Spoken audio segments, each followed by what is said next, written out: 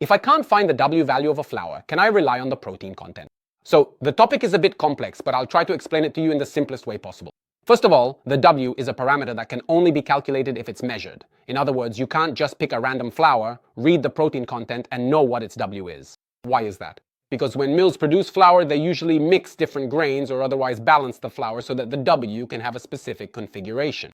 Basically, think of W as being made up essentially of two parameters, tenacity and extensibility.